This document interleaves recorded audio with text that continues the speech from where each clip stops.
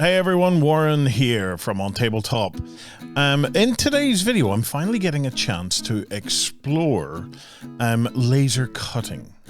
So I've picked up one of these xTool D1 Pro 10 watt laser cutters. It's a diode laser. We'll get more into that as the video continues. But I've had experience with 3D printing, both FDM and the resin printing. We've done loads of terrain making over the years, but this is my first ever chance now to really have a look at laser cutting, because it was a big part, and still is a big part of our hobby. We buy lots of laser cutting kits, but this is an opportunity to explore just how it can be done at home. So I'm going to take a deep dive into this, specifically from the perspective of a wargaming hobbyist. So just to see what we can do. I have a cool file that has been kindly put together by the guys over at War Cradle, so it's a cool little cottage. I'm going to be attempting to cut that out to put it together, and that file is available to use. So if you want to pick up a laser cutter, or if you have a laser cutter and you want to have a go at making it yourself, the free download is linked below. Right, first, let's unbox this bad boy and get a look and see what's in the box. Okay, let's dive in. First up, the packaging. It's really well packaged. There is no doubt about that. It really does come across as a premium product. When you open it up, there's this beautiful foam, and all of the individual instruction manuals and stuff like that are all boxed up. It does look slick, guys. There's absolutely no doubt about that. After you remove that top layer, then you're into the actual machine itself. And as you can see, it comes all really well packed. It's made from extruded aluminium. It's custom profiled by the guys at xTool, so it's not using that off-the-shelf extruded aluminium. This is all custom designed by them. Also in there is your power pack, and you'll see they're wrapped up in its little plastic protection, the actual xTool diode laser head itself. When you break into the manuals and everything, you will find the manuals for the instructions of how to actually assemble it all. You'll find the quick start guide for getting up and running with your first cuts.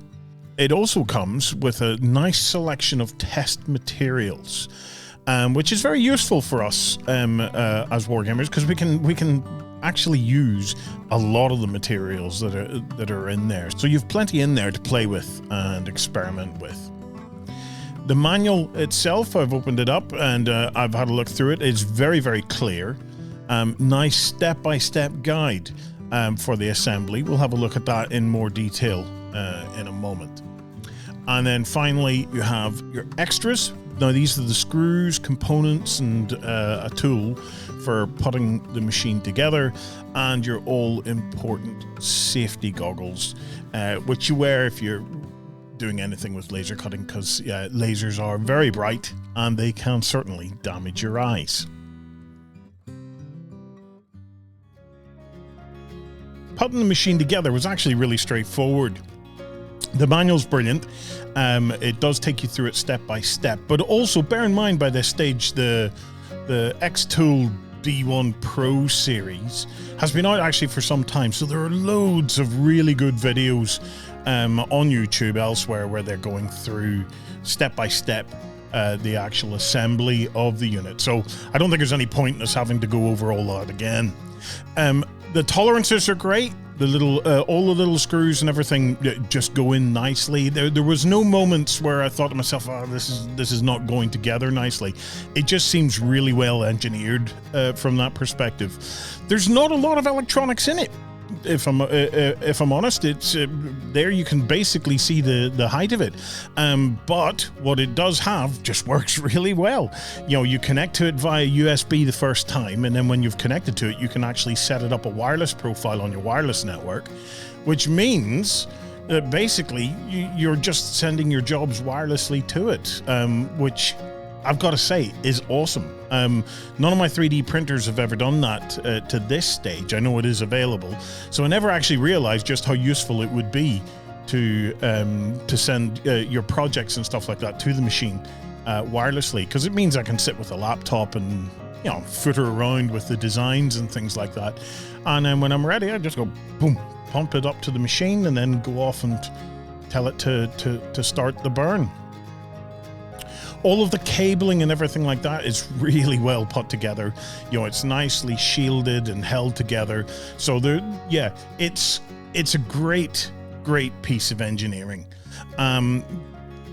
You have little things to do like tightening the belts and stuff like that, but once again, it's really straightforward. The locking mechanisms that it uses for it seem to be really secure, so once you have it in place, it just kind of works. So putting it together took me perhaps 30 to 40 minutes. So these risers allow you to raise the laser cutter up so that you can work either on thicker material, or one of the things that I've been thinking about is actually building a kind of unique vacuum box for it to sit on or to work over, which would allow me to, you know, extract more of the kind of the smoke and the fumes. The risers are dead easy to fit. You just take a wee plastic cap off the bottom foot, put your riser in, put your cap back on, and should you need it to work with thicker materials or whatever, it will do it. Now, there are some recommendations online for a couple of little modifications to how the cables themselves are kind of tied up to the machine. This is one such modification, and it's really just about trying to make sure that your cables don't snag. So rather than going for expensive cable chains, those kind of mechanical chains and stuff that stop cables from snagging, one of the really easy ways of doing it was just using these little zip ties with sticky pad kind of fasteners, and then just looping and attaching one of the main cables just to the very bottom of the frame. And you know, that and a couple other modifications which you will find online definitely does help in keeping all of your cables from snagging potentially. You will notice that I have another couple of modifications that I'm playing with. So these modifications are not part of the review. I'm just testing this at this point for later articles for you guys, because these lasers come with an air assist. That's that nozzle that goes into the actual laser module itself. Now, what I'm going to be doing is experimenting with an actual airbrush compressor, because I believe that many of us wargamers probably have a lot of stuff lying around that we can use for these things. So rather than just running out and buying the air assist, first thing I want to do is just see if running a compressor will do the same job. So I will be exploring that. The other thing that you can see here is a CPAP pipe going into a custom 3D printed component that I'm using for fume and smoke extraction. So remember, the lasers vaporize and they burn, so they definitely create a combination of smoke and fumes. They're not necessarily toxic, but they can be irritating, or they can just be annoying with smells and the like. So I am experimenting with doing some smoke and fume extraction just using a standard vacuum cleaner, or a shop vac for that matter. Just so as you see it in use and you see these components, those components don't come with the laser, but I'm using this in the home at the moment. So I want to start the experimentation process of what additions can or need to be made to it in order to make it tolerable. Finally, I've added a silicone mat underneath it, just to protect the tabletop that it's on. I have found that silicone works really well, and the laser doesn't seem to penetrate it. So when it's in full cut mode and it's cutting through a piece of material, By the time it reaches the silicone, it'll burn into the silicone a little bit, but it doesn't seem to cut through it, and that protects my tabletop. And then on top of that silicone mat, you can get these kinds of honeycomb work surfaces. Once again, xTool sell their own, but you can pick up ones very reasonably on Amazon. It doesn't really matter which version you get. It's just if you're going to be actually cutting through something, it's definitely worth getting. If you're only planning on engraving, and let's be honest, if you have a laser cutter and engraver, you're going to do both. But if you were only planning on doing engravings, it may not be necessary. But if you're going to do any cutting whatsoever, I think it's well worthwhile.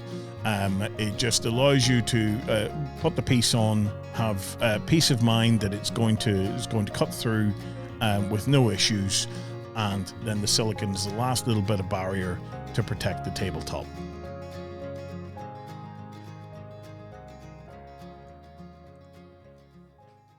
Now that we have the machine set up, it's time to get stuck in and see if we can get it to create something.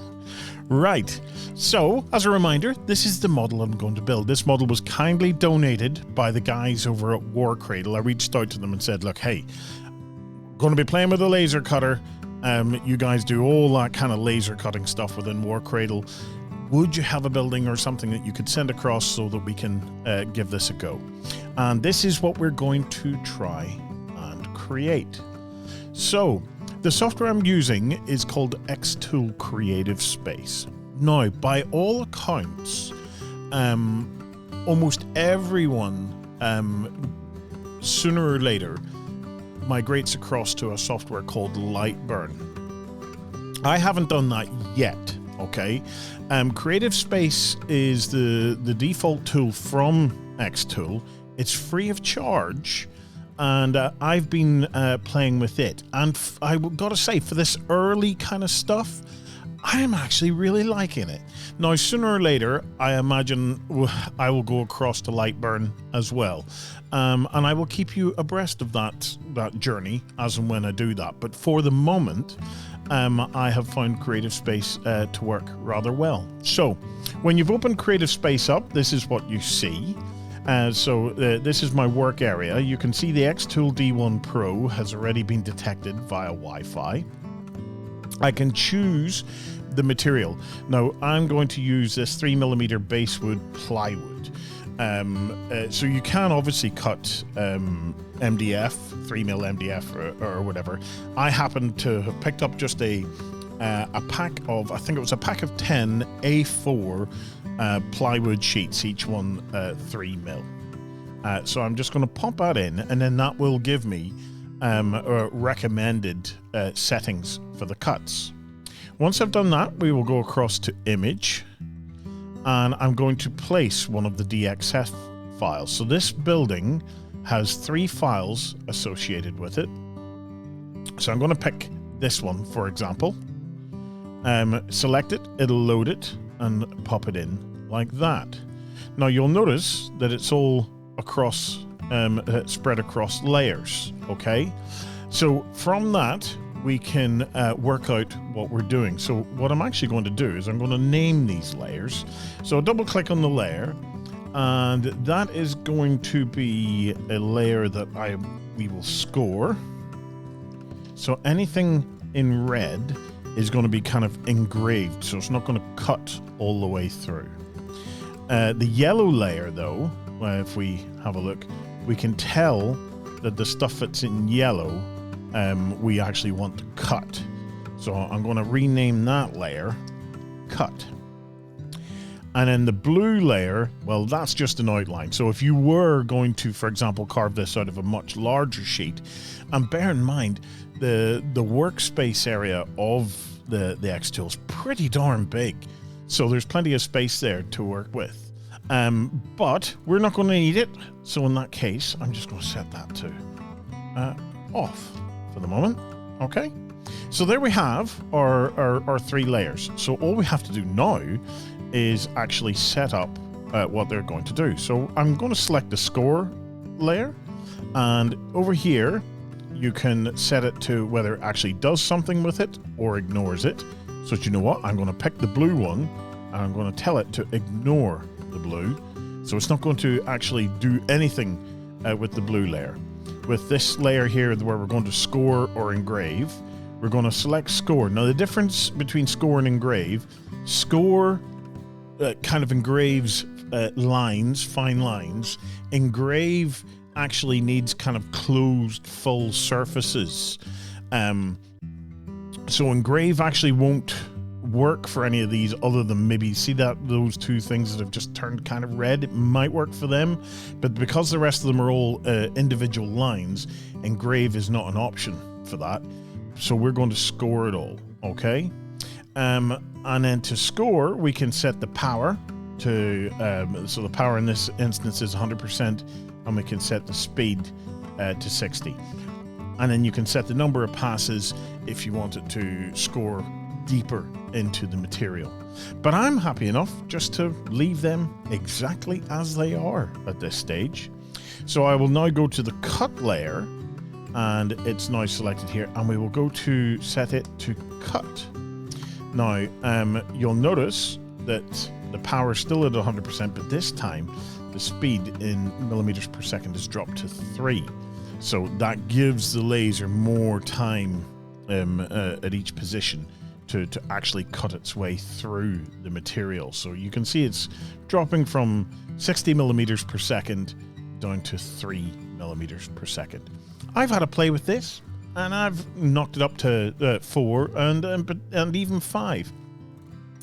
I found with the 3mm plywood, knocking it up to 5, it did cut through, but there was the odd little place where it just hadn't fully cut through. But certainly anything with 3 or 4 is just going to work fine. And that's it. That's all that's involved. We have set up the score layer to score.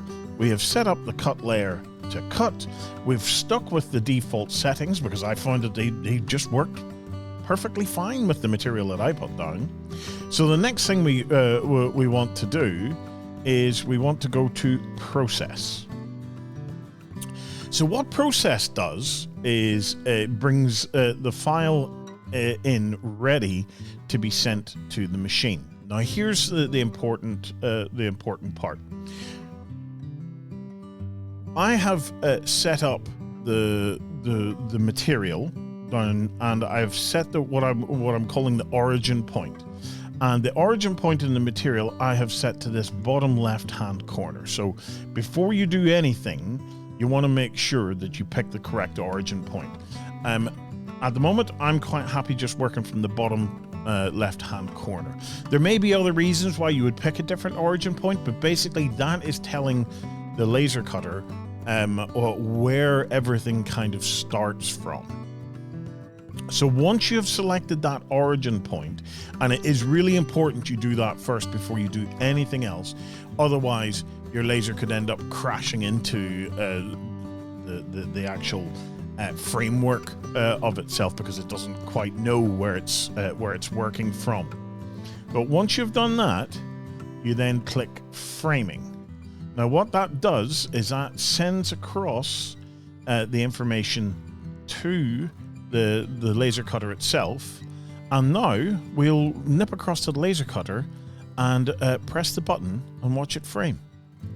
So now that I've pressed the button, you can see what it's actually doing is it's working out and showing me the outer limits basically of what I'm going to be producing here, so that I can make sure that it all fits onto the actual material that I've put down. I can make a slight adjustment should I need to, and then just press the button and run the framing process again. And then whenever I'm happy, I can come back over to the software, and here we go. I can click framing completed, and then all I have to do is press start. And then what that does is that sends it to the printer, and now I just go across and I press that magic button once again.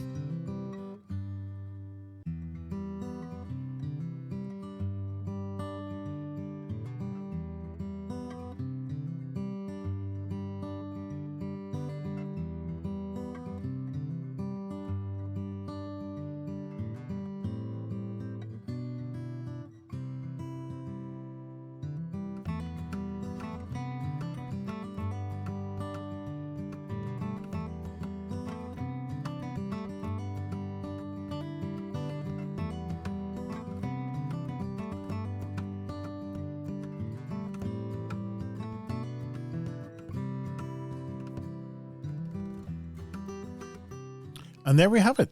That's the final 3 pieces. The whole process took probably an hour, which is not very long. We consider you get a full piece of terrain at the end of it. I'm really, really pleased with the details, and all of the bits and pieces, as you can see, just pop out. A lot of the bits and pieces already are falling out, but it was very, very easy to remove the components and get stuck into building it. So there we have it. Now you might be wondering, why has it taken maybe a decade or something before I've actually jumped in to trying a laser cutter? Well, primarily because they were expensive. They were very, very expensive. Laser cutters for hobbyists like us up until recently were the ones that we could afford were probably CO2 based, and they would have a tube often made out of glass, and they were very fragile.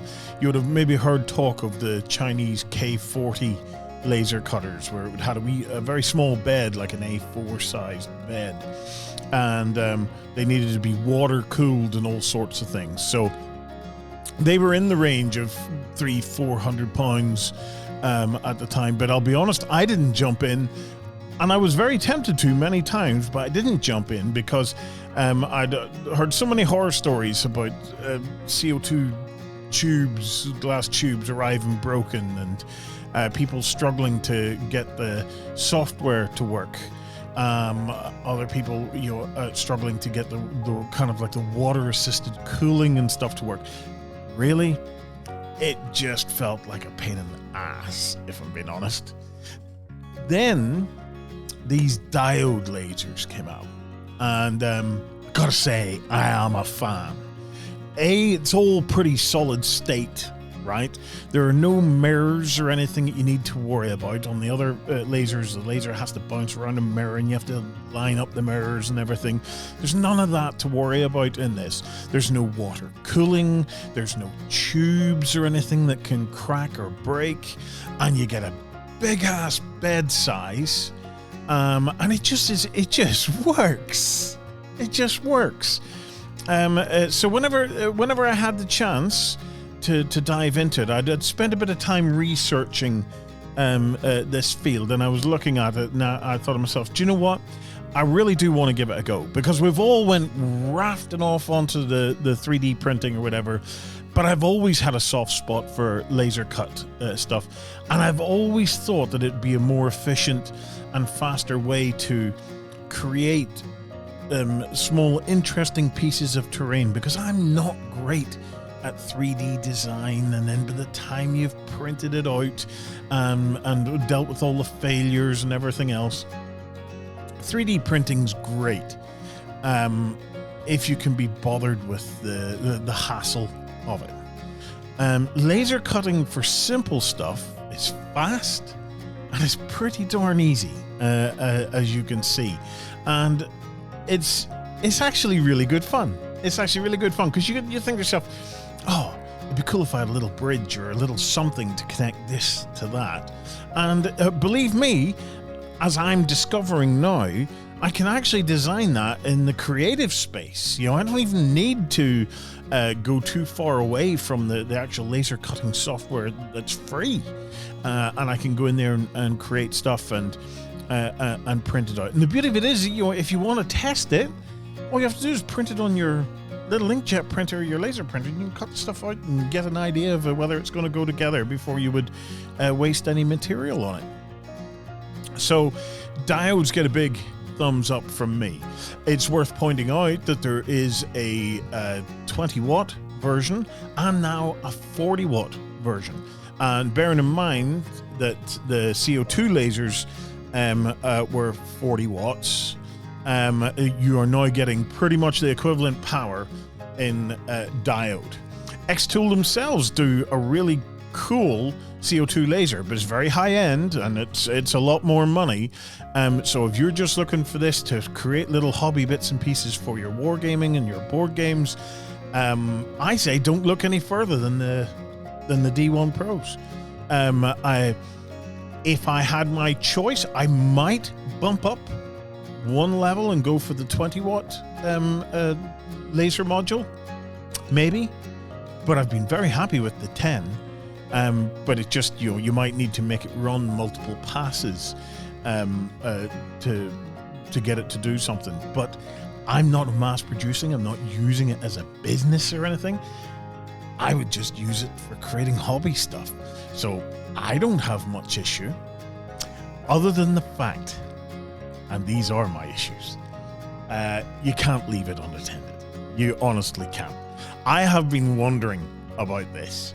I've been thinking about, well, could I put it in a metal enclosure? Could I do this? Could I do that? The difficulty is, if this thing catches fire, yes, in a metal enclosure, the fire isn't going anywhere, but you will end up with a destroyed machine.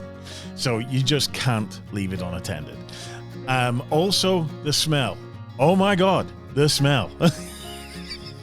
So as I had been saying in the video, I've been trying to use this in the house. That's not going to happen for very much longer, I've got to say, because as much as I am dealing very effectively with the fumes and the smoke, because I'm pulling them through. I picked up that little Dyson vacuum cleaner in a charity shop. And I've put in activated carbon filters and things like that in various points through it. And it's just pulling all of that out of the way. But there is still a residual smell that is gradually working its way through my home. So this laser cutter will be going out to a workshop. It will be going out to a shed to be used away from the house. I love it. I love this machine, but there is not a chance in hell that my wife is going to let me continue using and having this lovely smell of burnt timber gradually propagating through the house. Maybe if I can get some eucalyptus or some really nice pine or something like that, she might let me use it around Christmas time for the piney smell. Probably not. Probably not. But look, I think it's just something that you have to accept. It is, you are vaporizing things, so there is going to be smells. And you guys, anybody who's bought a laser cut terrain kit, the moment you open it, you can smell the cut fumes. So it was always going to happen. I've had a blast. I have had an absolute blast playing with this machine. It's more fun than I expected it to be. And I'm really looking forward to exploring the different kinds of materials. Now, I just want to reiterate a few safety things. Safety number 1 is wear them goggles. Make sure you never look directly into the laser. Safety number 2, be careful what you cut.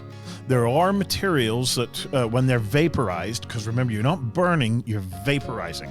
And there are materials that when they're vaporized can release really, really toxic fumes, okay? Like stuff that would kill you.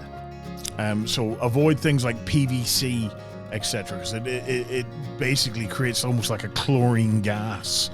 So you got to be really careful and just do your due diligence and have a look and see whether a material is suitable for cutting or not. The other thing is maintenance, okay? Every now and again, check your machine to make sure it's all still nice and tight, and then use alcohol, isopropyl alcohol and a lint-free cloth, and that will clean the little protective screen, and more importantly, if you're very careful with it, you can clean the lens, and all of that will help prolong the life of your laser cutter, because it like everything else, it has a finite life, and the more intensively you use it, the more you're going to shorten that life. But proper maintenance will prolong it, and you probably get many years out of it, and that is cool because it's a lot of fun. It's useful for so many other things too. I laser cut a little ghost for one of my little boys. My wife has been hovering over my shoulder watching me use it and saying, oh, you could do some nice Christmas decorations. And I said, well, you could get in line after all my little toy soldier stuff is done, and maybe we can do a Christmas decoration. But you certainly can. And there are loads of websites out there with lots of DXF projects and SVGs that you can download to run through your laser cutter. So, massive thumbs up from me. I think laser cutting, if you haven't tried it, it's great crack. It is great crack. Would I buy it before a 3D printer?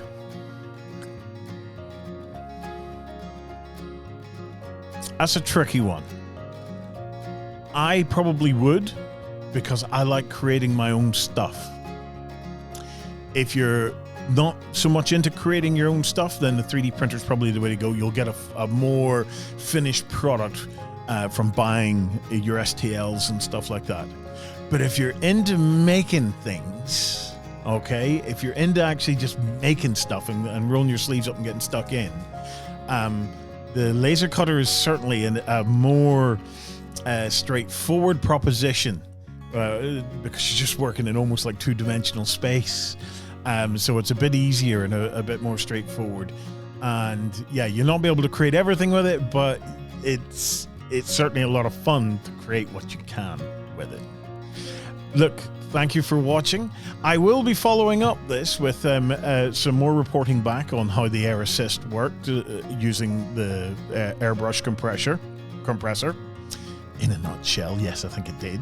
I'll be looking more into fume and smoke extraction, and I've got a lot of other little bits and pieces that I'm really interested in trying out with this machine. So yeah, big thanks to xTool for sending the machine to us for me to have a play around with.